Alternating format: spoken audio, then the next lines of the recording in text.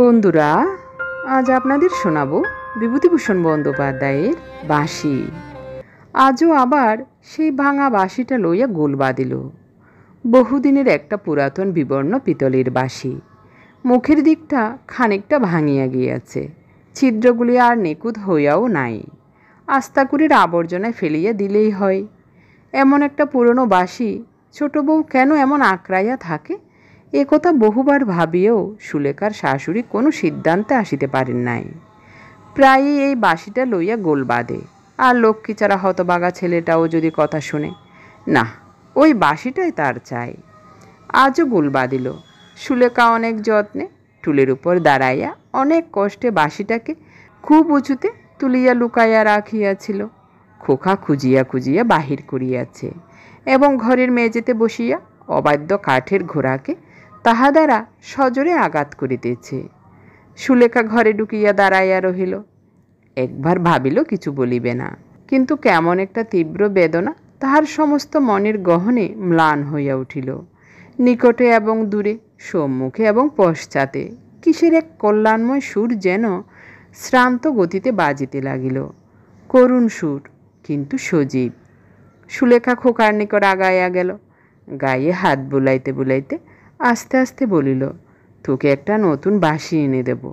খোকা জবাব দিল না। ঘোড়া কিছুতেই চলিতেছে না, তাহা লইয়া সে ব্যস্ত। সে ঘোড়ার উপর কয়েক ঘা লাগাইয়া বলিল, চল গোড়া চল, হ্যাট। সুলেখা বলিল, লক্ষ্মীটি দে। মুখ ফুলাইয়া খোকা বলিল, না, এবং এই না বহু চেষ্টায়ও হাতে পরিণত হইল না। বাঁশির এই অযত্ন সুলেখা সহিতে পারে না। হাত হইতে বাঁশিটা টানিয়া লইল। তোকে পয়সা দেব, দে।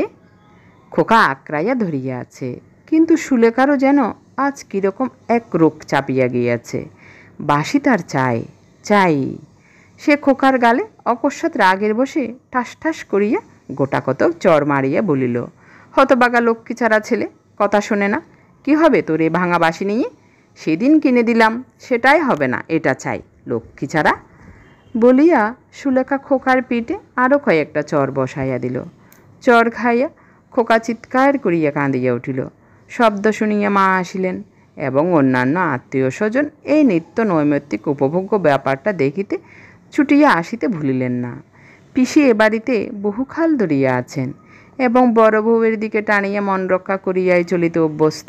পিসি বলিলেন, তোমার যে কবে জ্ঞানগম্যে কিছু হবে, তা এতটা বয়স হলেও আমি বুঝলাম না ছোট বউ। সুলেখা কথা কহিল না, চোখ দিয়া জল পড়িতে লাগিল। বড় বউ আজ অত্যন্ত চটিয়া গিয়াছেন। ছোট বউ সুলেখাকে অত্যন্ত স্নেহ করিল এবং তাহাকে ছোট বোনের মতো দেখিল। খোকার গালের দাগগুলি দেখিয়া মার হৃদয় সহসা কাঁদিয়া উঠিল। তিনি টান মারিয়া প্রাচীরের উপর দিয়া বাঁশিটা বাহিরে ফেলিয়া দিলেন। সুলেখা আপত্তি করিল না, একটা প্রতিবাদও তুলিল না। যেমনভাবে দাঁড়াইয়া ছিল ঠিক তেমনি দাঁড়াইয়া রহিল, কিন্তু সমস্ত চোখে মুখে এক নিদারুণ বেদনা জাগিয়া উঠিল।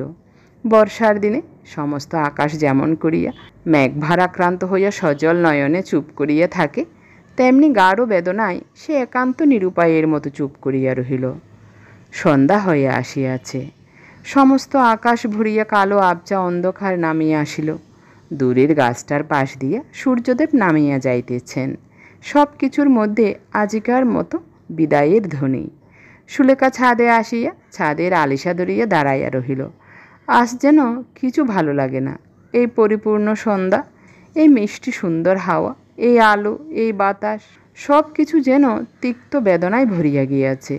বাতাসে রোজকার মতো আছে সেই সুর, সেই ছন্দ, তবু যেন ভালো লাগে না। হৃদয়ের কোন তন্ত্রী যেন কিসের আবাহনে আবার নিবিড় হইয়া উঠিল। বিগত জীবনকে সে কতভাবে কত দিক দিয়ে ভুলিতে চাহিয়াছে। কর্মের মধ্যে নিজেকে সযতনে নিয়োজিত রাখিবার কত প্রচেষ্টায় না সে দিনরাত করে, তবু পারে না। ওই বাঁশিটাই যেন তাহাকে সজোরে তাহার গত জীবনের মধ্যে লইয়া আসে। সুলেখা ছাদ হইতে সেই বাঁশিটার দিকে তাকাইয়া রহিল। একটা ইটের উপর বাঁশিটা চুপ করিয়া শুইয়া আছে। সুলেখার দুই চোখ জলে ভরিয়া গেল। মনে ভাবিল, ভালোই হইল, ওই অলক্ষণী সর্বনাশা বাঁশিটাই যত নষ্টের গোড়া। ওঠাই কিছুতেই তাহার বিগত জীবনকে ভুলিতে দেয় না।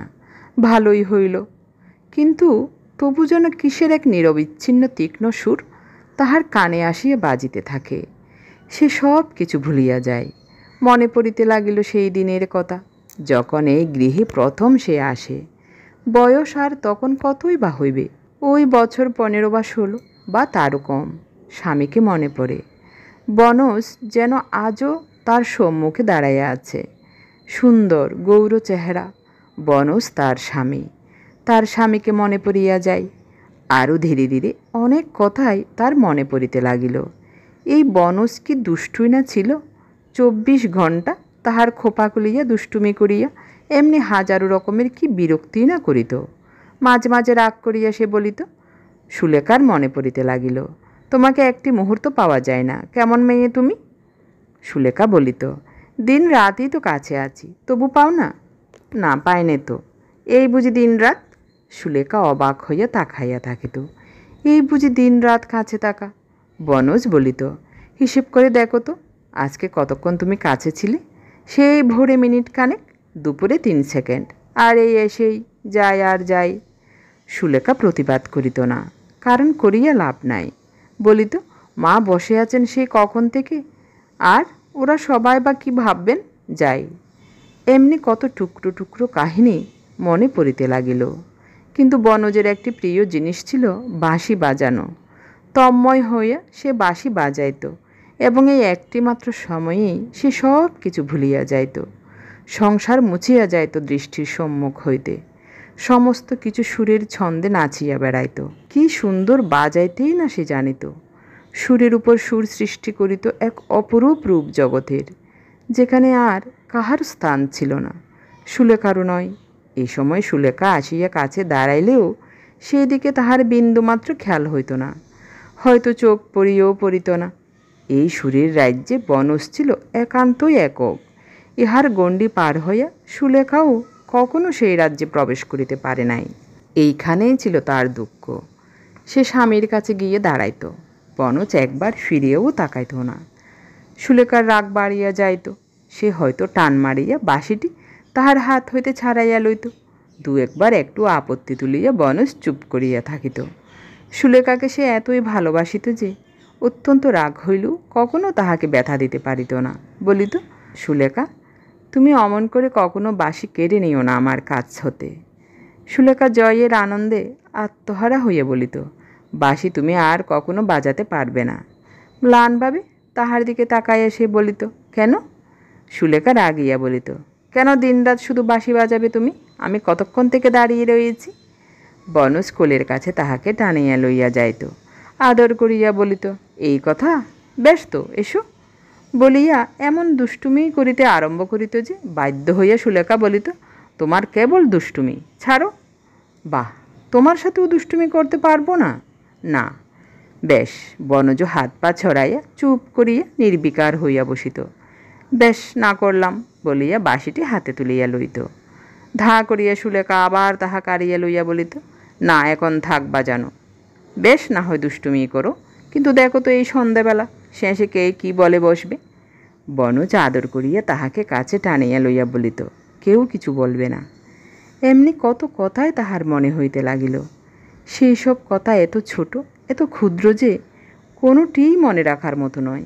তবুও প্রত্যেক কাহিনী, প্রত্যেকটি শব্দ, প্রত্যেকটি ছন্দ যেন কত চেনা, কত পরিচিত। ভুলিতে চেষ্টা করিয়েও যেন ভোলা যায় না। স্মৃতির কোন অথল দেশ হইতে আপনিই উঠিয়া আসে। বসন্ত ঋতুতে যেমন করিয়া দক্ষিণের বাতাস সমস্ত কিছু ভরাইয়া দিয়া যায়, তেমনি করিয়া সেই সব গত কাহিনী মনের কোন গহ্বর হইতে উঠিয়া আসিয়া সুরে, ছন্দে, গানে এবং প্রাবল্যে, উত্তেজনায় আর আনন্দে তাহাকে মাতাইয়া দিয়া যায়, তাহাকে বিভোর করিয়া তোলে। সে আচ্ছন্ন হইয়া যায় সেই রূপের মোহে, সেই সুরের ধ্বনিতে, ছন্দের বিচিত্র বর্ণে এবং গন্ধে। ভুলিতে চাহিলেও ভোলা যায় না।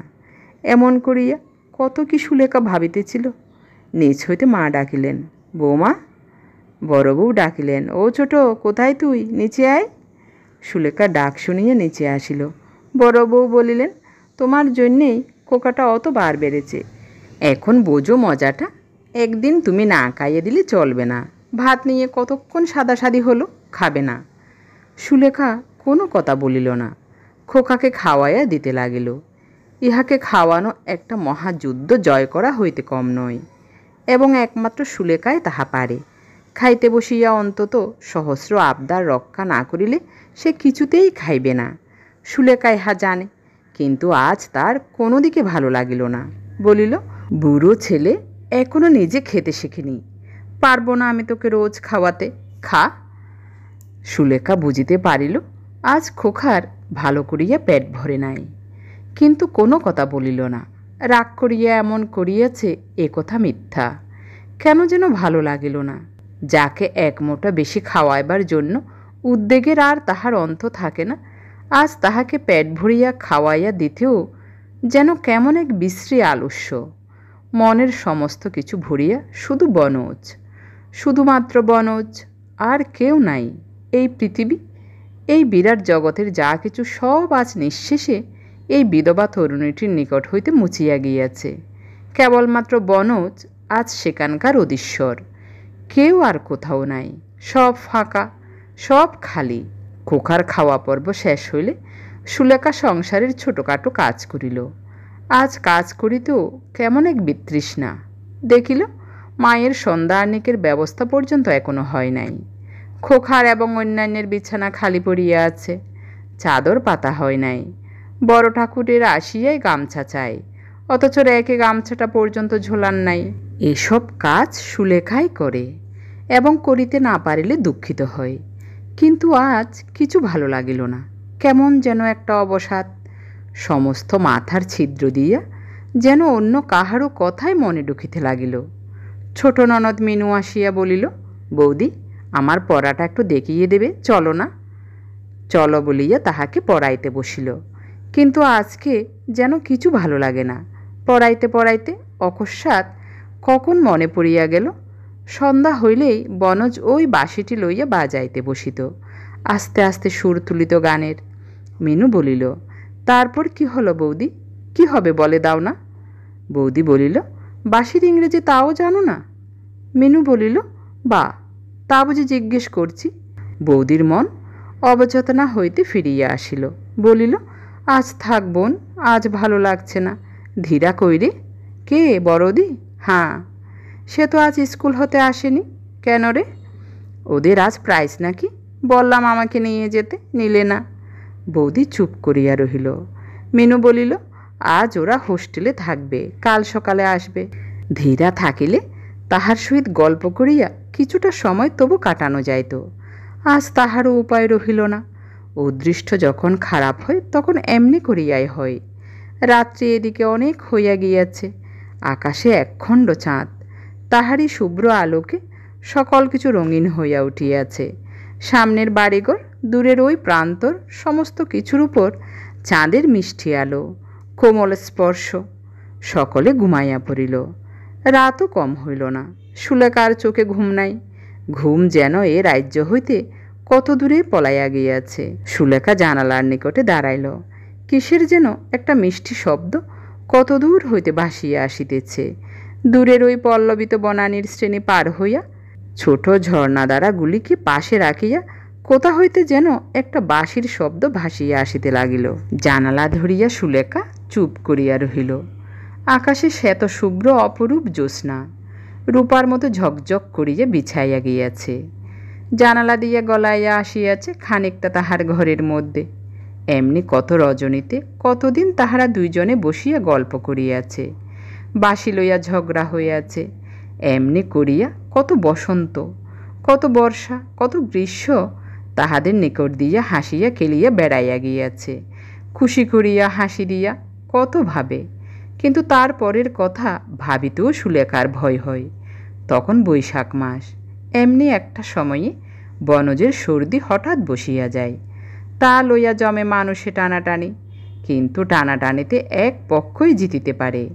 জয় হইল বিধাতার। অসুখের সময় বনজ বাঁশি বাজাইতে চাহিত, ডাক্তারদের বারণে হইয়া উঠিত না। মৃত্যুর কয়েকদিন পূর্বে বনজ সুলেখাকে কাছে টানিয়া নেয়, বলে, আমার তো সময় হইয়া আসিল, বিদায় দাও সু। চোখের অশ্রু মুছিয়া সুলেখা কি বলিতে চাহিতেছিল, পারে নাই। মৃত্যুর মতো হাসি হাসিয়া বনজ বলিয়াছিল, যদি কিছু হয় এই বাঁশিটি তুমি রেখে দিও, ওর চেয়ে প্রিয় আমার কিছু নেই। কাঁদিতে কাঁদিতে সুলেখা বলিয়াছিল, অমন কথা বলবে তো আমি এক্ষুনি চলে যাব, আমি পারবো না রাখতে তোমার বাঁশি। বনজ আর কিছু বলে নাই, শুধু বলিয়াছিল, ওকে রেখে দিও। তারপর কোথা দিয়া কি হইয়া গিয়াছে আজ তাহা ভাবিতেও ভয় হয়। সুলেখা সে কথা ভাবিতেও শিহরিয়া উঠে। মাত্র 3 বছর স্বামীর সহিত বাস করিবার পরেই তাহার সব গুছিয়া গেল। নারী যাহা লইয়া গর্ব করে সে তাহাকে হারাইল। তারপর কত বছর কাটিয়া গিয়াছে, কত বর্ষা, কত বসন্ত ডাকিয়া ডাকিয়া ফিরিয়া গিয়াছে। গন্ধভরা উতলা বাতাসে কত দক্ষিণের গানই না রূপের মাধুর্যে পুলকিত হইয়া উঠিয়াছে। কিন্তু সব কিছুর মধ্যেই যেন মস্ত বড় একটা দীর্ঘ ফাঁক। কি যেন হারাইয়া গিয়াছে, কিসের যেন অভাবে সমস্ত আলো, সমস্ত হাসি একটা বিরাট মিথ্যা হইয়া তাহার নিকট দেখা দেয়।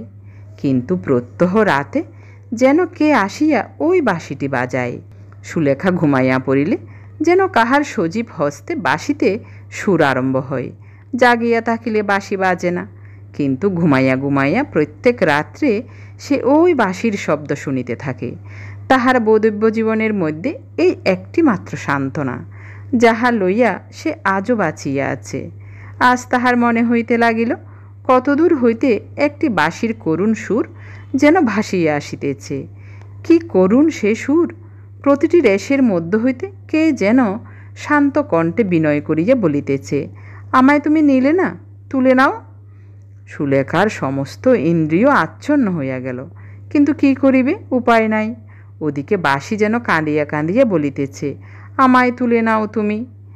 সুলেখা কি করিবে অনেকক্ষণ বসিয়া ভাবিল।